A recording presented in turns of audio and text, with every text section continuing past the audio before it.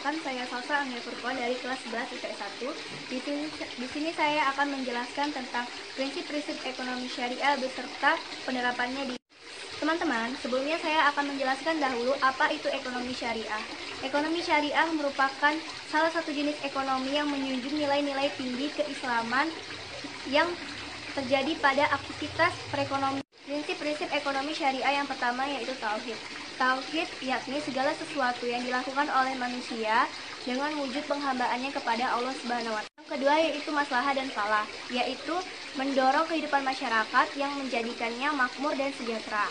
Yang ketiga yaitu khalifah. Khalifah yaitu manusia harus benar-benar menerapkan prinsip-prinsip keislaman dalam perekonomian dengan tujuan untuk memakmurkan kehidupan di dunia. Yang keempat yaitu al-amwal.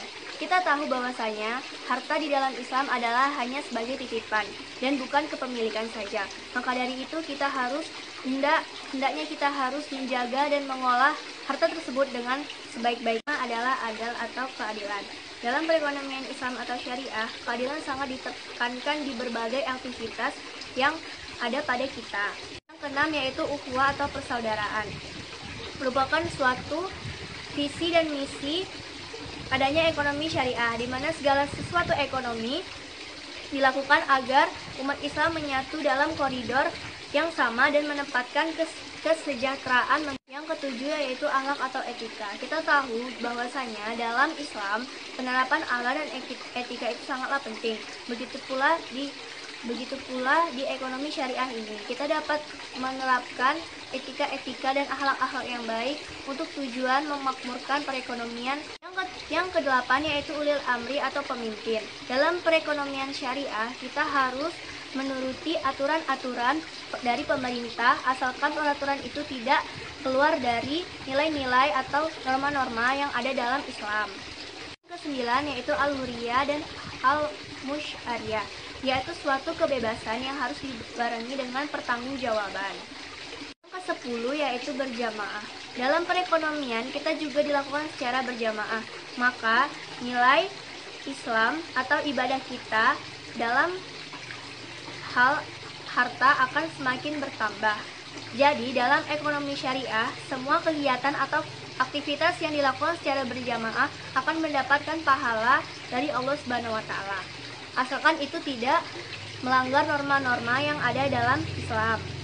Baiklah teman-teman, itulah tadi 10 prinsip ekonomi syariah yang ada di Islam.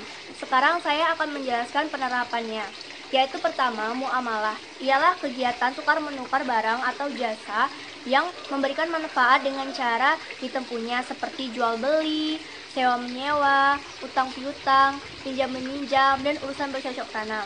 Yang kedua yaitu syirkah atau perseroan. Berarti suatu akad yang dilakukan oleh kedua belah pihak yang lebih bersepakat untuk melakukan usaha atau tujuan tersebut. Syirkah yaitu ada berbagai macam, yaitu yang pertama syirkah inan, syirkah abdan, syirkah wujuh, dan syirkah mufadah. Yang ketiga yaitu mudharabah, adalah akad atau kerjasama antara dua belah pihak, di mana pihak pertama menyediakan semua modal, sedangkan pihak lainnya menjadi pengelola usaha.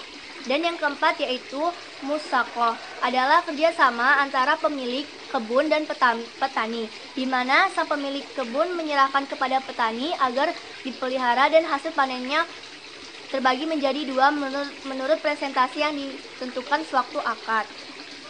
Teman-teman, kita tahu bahwasanya penerapan ekonomi syariah di Indonesia ini telah diterapkan, terutama pada LKS, yaitu Lembaga Keuangan Syariah. Dengan begitu, kita dapat meminjam atau menabung uang, tetapi mereka tidak meminta ribanya, seperti yang dijelaskan di sini, yaitu bank Islam atau bank syariah, yaitu bank yang menjalankan operasinya menurut syariah bank Islam. Bank syariah menggunakan berbagai cara yang bersih dari riba, yaitu yang bersih dari bunga, yaitu mudharabah, musyarakah, wadiah, qardul hasan, dan murabahah.